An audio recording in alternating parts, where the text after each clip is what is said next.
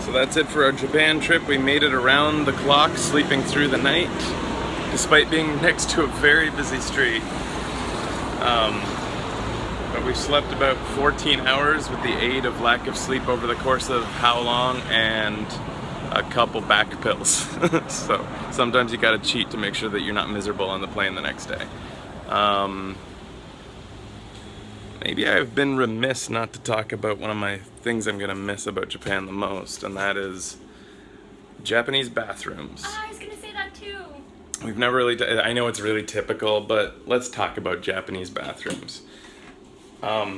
This particular location actually heats the water to the degrees that you want over on a panel, which was a little bit annoying at the beginning because we didn't know how to get hot water going, but the house just has a panel. It's not letting me, I don't know why. I could figure it out though, I'm sure.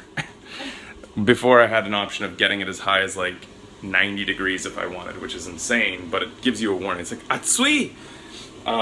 Here's our toilet. And I think what's important to note is that it's not like this just in this house.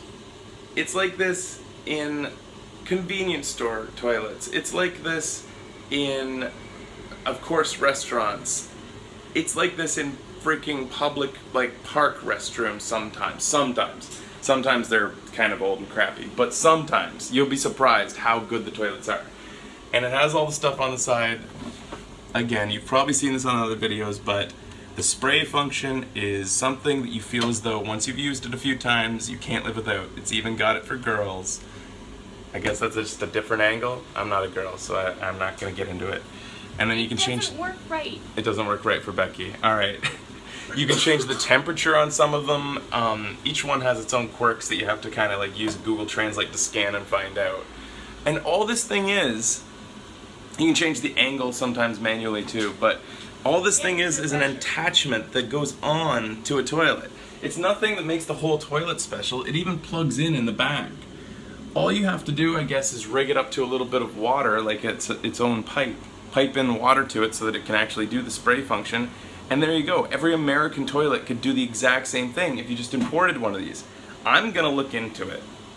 Second of all, the way that they use bathrooms to make maximum use of small spaces is, and I don't know why more people don't think of it, they're like, oh, the Japanese bathroom's so small, so small. Well, not when you use the whole bathroom as your shower. This one's actually, I've seen bathrooms in the hotels where, like, so in here, you're like, oh, that's such a tiny tub and shower, but you close this door and the whole friggin' thing is the shower. Like, it's actually quite a large shower when you consider you can stand up in the entire thing. But I've seen bathrooms where they combine these two rooms into one, so the toilet's in there with you, and you just seal off the door, and then you're having a shower with the toilet right there. And you let your imagination just imagine the time efficiency that creates. Wheels with wheels, my friends.